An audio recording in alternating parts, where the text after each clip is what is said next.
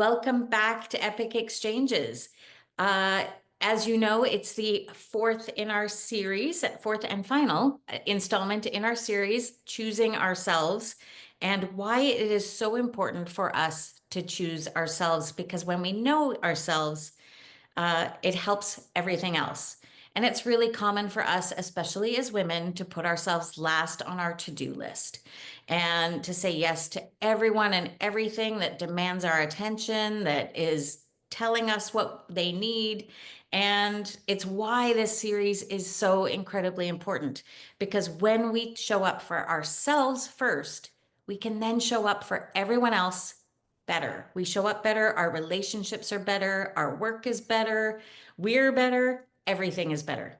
So I'm super excited to welcome Dawn Smith today to share her story and for us to have a conversation about how she learned to choose herself, show up for herself. And Dawn, why don't you introduce yourself, please? Yeah, thank you so much, Kelly. So I'm Dawn. I'm currently I'm a relationship coach. I'm the founder of relationshipcoachdawn.com and wholelifesolutions.biz. So career transition coaching, relationship coaching. I also do some art, and I'm a single mom to two incredible boys. Um, and yeah, it was a very sort of long and winding road that got me to this point. So I grew up in kind of I say I was born with activism in my blood. I'm very lucky to come from a family of kind of rebel academics who did some amazing things. And I started volunteering at a really early age and always knew I wanted to sort of be a community do-gooder, but also with a creative angle to it. So I was a theater nerd and I was always very like crafty and artsy. Um, but I was a restless kid and I never felt like I belonged. Um, for all different reasons. I just felt out of place kind of everywhere I went. And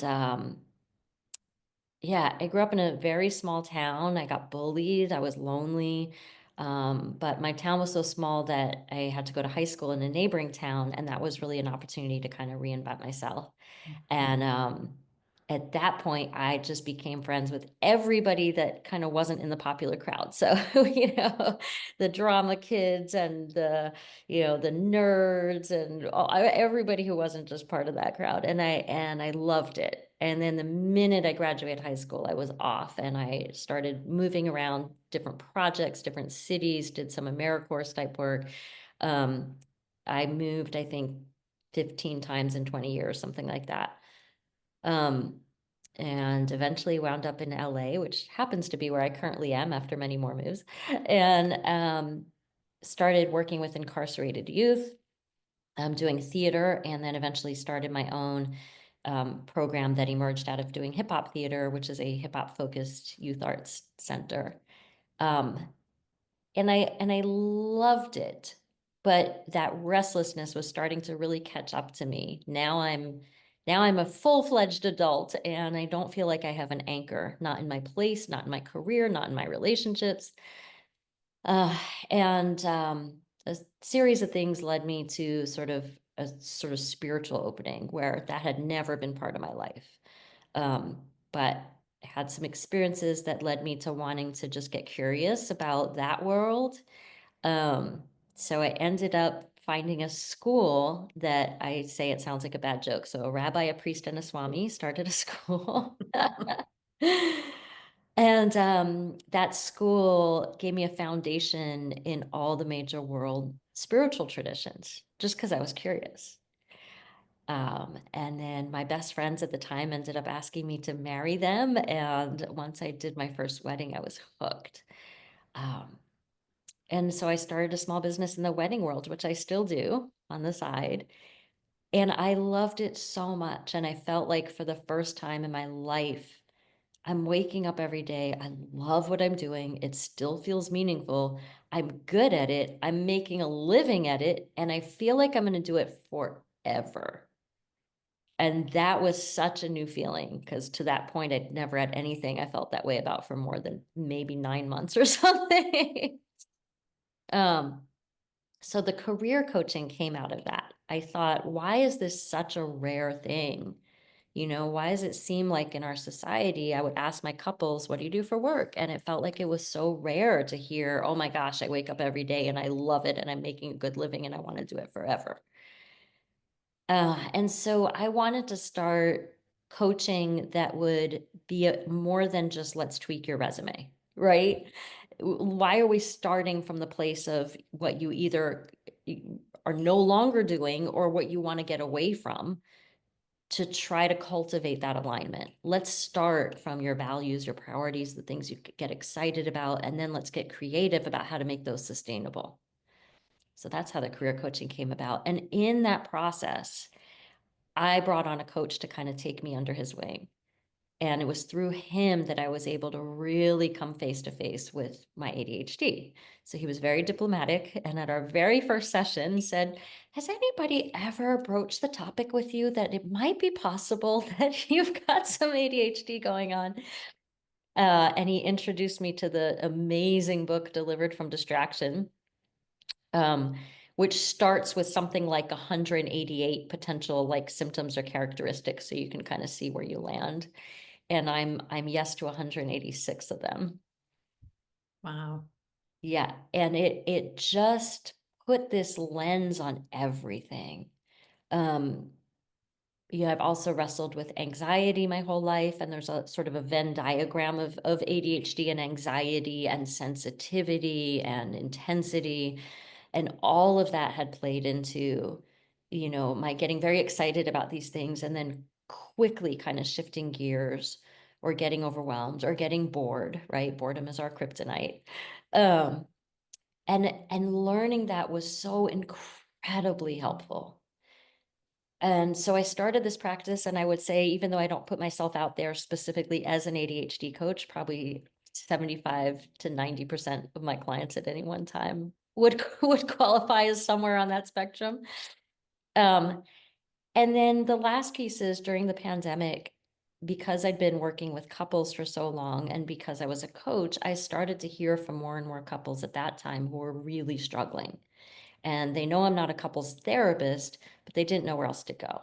A lot of the good counselors and therapists had long wait lists, or if they were finding somebody that they were lucky enough to get an appointment with and they were lucky enough to find a good connection with, the vibe I kept hearing was that it felt good to talk things through, but not a lot was actually changing at home.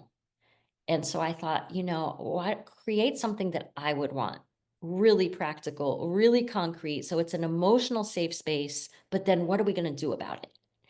And so the relationship coaching is specifically for couples in crisis, people who are dealing with issues around trust and betrayal and communication, or feeling like siloed roommates that are not a team. Um, maybe dealing with trying to figure out an open relationship, just things that can be really intense and bring up a lot of things about our constructs and what we were taught was the right way to do relationships. Um, and that is an area of huge passion for me. So I speak and I coach on disrupting outdated relationship myths, kind of rewriting the rules, which is, I think, kind of natural for those of us with ADHD, is to go, but why? Why should that be the way we do things? And so that's my focus now, writing and speaking and coaching on kind of questioning our constructs and using neuroscience to navigate major changes in our patterns and our habits and our choices in just a few minutes a day. That's the focus. Wow. There's so much That was a good lot. stuff. No, there's so much good stuff in there. I'm like, oh, how do I write notes fast enough? Uh, I really resonate with so much of your story in terms of like the varied experience, the varied loves in your life, theater and music and dance and how this took you along this path to where you are now. And my first question is really like, do you use all of that history, all of that experience, all of those things in your work now? Or do you still enjoy them? Oh, that's a great question. I I don't know that I use the sort of a theater and arts background in a literal way in my coaching work, but I think, one of the things that makes us that us ADHDers, whatever variation you have, one of the through lines is that we're creative problem solvers. So I think that creativity comes in the mix in, is there a different way we can look at this? How much of this is like because we're making assumptions or because that's how we've always done it, and how much of it is because that's really the way we want to approach it? And if we want to even explore a new way, how do we get really, really creative about sort of upending that script? There's also, for example, a lot of tools from the world of improv that are very helpful in the coaching process. So I guess in that sense, but I don't know how many of your viewers are video versus audio, but I do still make art, so that's that's one of my pieces, and I've started showing publicly in the last couple of years. And I feel like that process can go hand in hand, at least for me. And but yeah, maybe not in that much of a direct way. Does that answer your question? It does. And I love it because I do have a lot of different creative backgrounds. Um, the other thing that kept coming up in your story was the restlessness. Yes. And would you say the restlessness is what caused you or prompted you to try different things? Or is the restlessness, was it also, maybe this is the other half of the question. Did you feel like the restlessness, is it still there now that you understand yourself better or understand about ADHD better or any of these other things? Or do you think it'll always be there in some form? And how do you Oh, deal those with are that such now? good questions. Um, there's such good questions, and I feel like there was layers to them. So I'll try Sorry, to there was kind a of in lot. pieces. Well, so I'll tell you one story that I think is kind of funny. So once the coach had kind of approached me and said, this ADD thing, and I looked more into it and I went, oh my gosh, this is a lot. I should get some real support for this. And I found there's a clinic here in the LA area that is specifically for adults with ADHD, and that's all they do. And they have a very cool story where this guy was a doctor's assistant and he noticed how many adults were coming in with anxiety, with depression, with OCD, and they were recognizing that ADHD was a comorbidity, right? Was going with it. And the assistant said, "We need to address this." And the doctor said, "You're absolutely right, but I don't have the capacity to kind of do a specific thing. You start your own clinic, I'll support you." So the assistant, who has off the charts ADHD himself, started his own center that is only for adults with ADD. So I go in and I say, hey, listen, I've done my research. I work with clients. I know what's going on. I've tried different medications and things. What can we do? We had this great conversation. And he said, wow, you clearly know your stuff, but you have ADHD. And I said, no, I don't. I don't, the characteristic, like, I don't tap my feet. I can't, I don't have to move around the room while I'm talking. And he said, no, in women, especially the H part is internal. So that hyperactivity is that restless brain that just doesn't stop and is always jumping from thing to thing. Right. So yes, it's a part of why I kept making all those changes. But it's all tied together, right? So ADHDers can sometimes have a hard time. I'm a generator. I generate ideas, but I have a hard time going through all the way to the end, which can be pretty common. And the boredom piece. Nobody likes to be bored. And I don't know what it's like to be in somebody else's body. But the way I can describe it and understand it for those of us with ADHD is it's visceral. It's like a physical discomfort that you have to get away from. And so I think that's part of it. So then to answer your question of do I still have it? Um, the short version is absolutely. In fact, hello menopause, because it accentuates everything. It's like being a teenager where everything, the hormones are all accentuated. But not so much in my work, right? So in these pieces that I've cultivated because of my ADHD, doing this work with clients that I love so much, creating art that represents these transitional times, then I'm more able to get in that space where I know I'm in my element, or also crafting intentional community. Deep, beautiful, synergistic conversations, that's my fuel, right? So that's actually what relaxes me. So at the end of the day, if I've had a long, hard day at work, I want to go out and connect with people, which is the opposite of most people. Um, But yes, all the other times the restlessness is in full effect. And I would venture to say that when you want to go out and connect with people, it's not a surface connection. You want to go deep. You want to know the important stuff, not That's just a bunch of small talk. that's true. I'm like that. That's why I'm saying that. Yeah, that's true. I love Yeah. that. How would you say that actually discovering or having a title and a reason behind the restlessness, the jumping from career to career or whatever that Yeah. looked like, even place to place, what would you say knowing that and having that overarching thing saying, oh, this is why, this is how my brain works, this is how I work. How did that help you? Oh my gosh, Kelly, I love that question. And I was just chatting with people this morning and yesterday about about that, this idea of like labels, right? And are they, beneficial or hurtful, or where do you fall on it in terms of, giving a name to it, right? So my sons will tease me. So anytime I'm late or I've forgotten something or whatever, my older son will be like, I know ADHD, menopause. I know, what is it today, right? Like it's, but the short version for me is I'm so incredibly grateful for all the labels, right? So I'm ADHD. I have RSD, rejection sensitivity dysphoria. I'm an HSP. I'm a highly sensitive person. All these things, which is like, okay, they're label, label, label.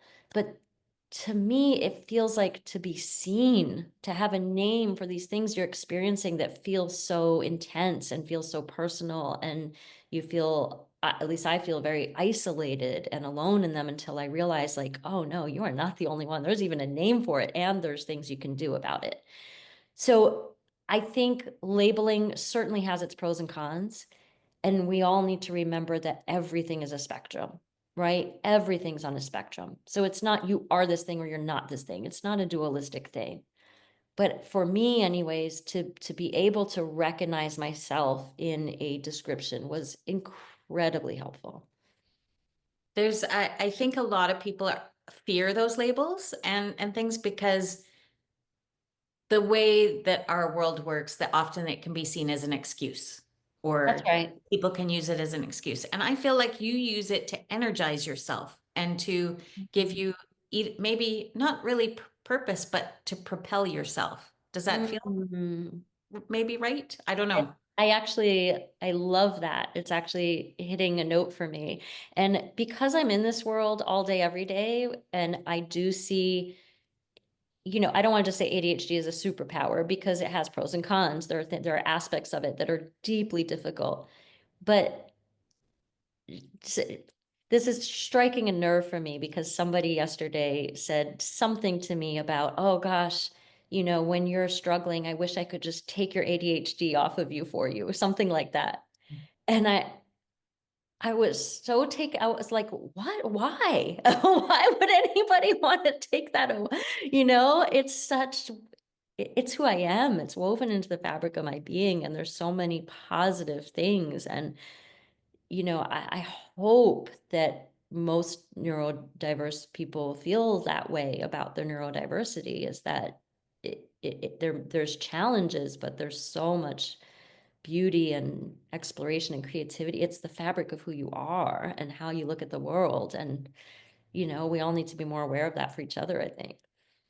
I love that phrase, the fabric of who you are and how you look at the world. Because when Mm, you know that, you actually can understand more of what's happening around you and how we're reacting to it, right? mm, And that works in relationships, it in our mm. families, in our approach to everything about life.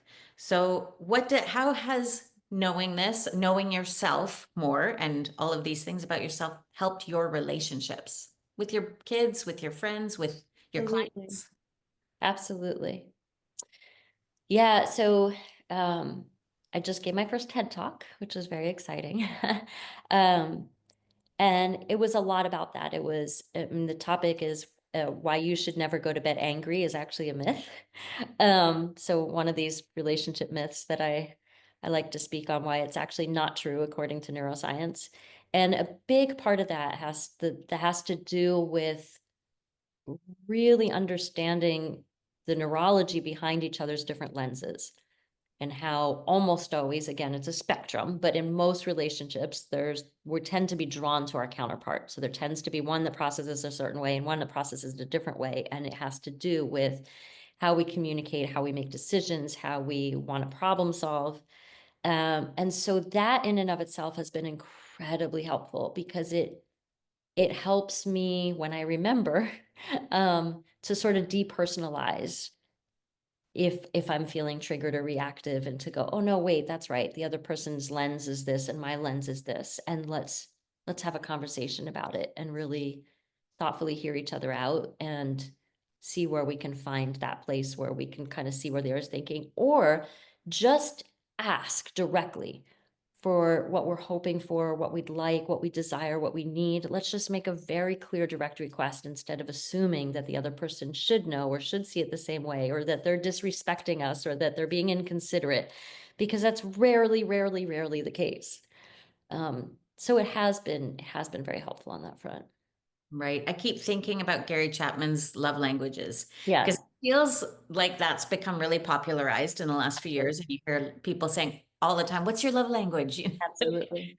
But I feel like that's almost a slightly simplified version, or not simplified, because it's not that it's simple, it's maybe just more um approachable version for the general public. Whereas you have obviously layers and deep levels of knowledge around this because you've dived into it so deeply. Yeah, thank you. Now you mentioned, sorry, I'm looking down at my notes so that I get this right. You talked about in your work with your clients, values, priorities, and I think all of this comes out of just what you've been saying, but how does all of your experience, and I'm going to go back to that theater, even your school experience and the hip hop classes and all of that, how does that all help you in your coaching now with your clients?